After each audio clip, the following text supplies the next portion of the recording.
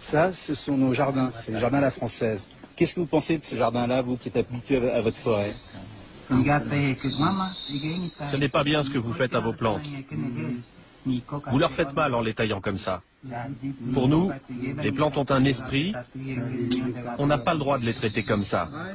Tailler un arbre, c'est le faire souffrir. Et qu'est-ce que ça vous fait? Quelle impression ça vous fait qu'un homme ait pu marcher sur la Lune? Nous, ça nous inquiète. La Lune a été créée pour être loin de la Terre, pour ne pas qu'on y touche. Mais pourquoi vous êtes allé là-bas? Qu'est-ce que vous êtes allé chercher là-bas? Quel intérêt pour les humains d'aller là-bas? La Lune est là pour nous éclairer la nuit. Autrefois, il n'y avait pas autant d'éclipses. Vous avez dû la déranger. Nous, ici, on a remarqué des changements. On a de plus en plus chaud. Il y a moins d'air frais qu'avant. Avec votre technologie, vous allez tuer la Lune.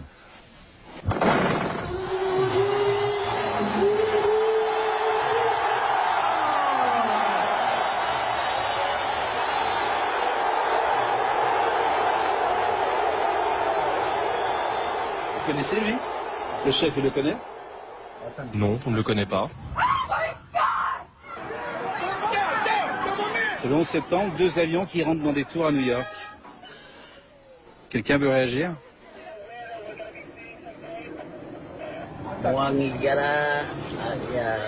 C'est comme les mauvais sorciers chez nous. Ces gens n'ont de pitié pour personne. Les gens qui ont fait ça n'ont pas de cœur. Ils ne savent même pas qui ils tuent.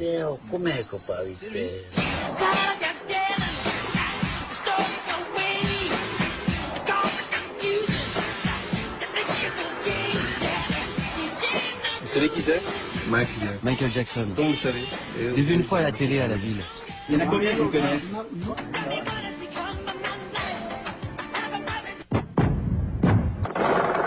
Ça, c'est la guerre des Blancs. Voilà comment les Blancs font la guerre. Vous en pensez quoi? Vous qui avez encore vos flèches et vos arcs. Nous, quand on tue un animal, on a de la peine. Vous imaginez alors un humain? Vous tuez pourquoi? Pour manger? À moins que ça ne fasse partie de vos coutumes. Mais sans tuer toute la communauté, ni tout détruire comme vous le faites avec vos bombes. Ça n'a rien à voir, c'est une forme de troc. Tu me voles, je te vole. Pourtant, vous, les tribus, vous êtes fait la guerre entre vous. Ah oui, mais c'est pas pareil. Vous, les Blancs, vous faites la guerre pour prendre quelque chose sur cette terre. Pas nous. Voilà, c'est ce qu'on fait de nos personnes âgées. Très souvent, en France, lorsque les personnes sont trop âgées, on les met dans des hospices, dans des maisons, sans leur famille, sans leurs enfants. Qu'est-ce que vous faites de vos vieux, vous? Pour nous, nos vieux sont sacrés. Nous nous occupons beaucoup d'eux, nous ne les abandonnons jamais. Ce sont nos ancêtres, nous les accompagnons. On les soigne jusqu'au bout. Il n'y a pas d'endroit pour les vieux ici. La famille s'en occupe jusqu'à la fin. Nous devons nous rappeler de tout ce qu'ils ont fait pour nous, de la naissance jusqu'à notre vie d'adulte. Ces images me rendent triste, ça n'arriverait jamais chez nous.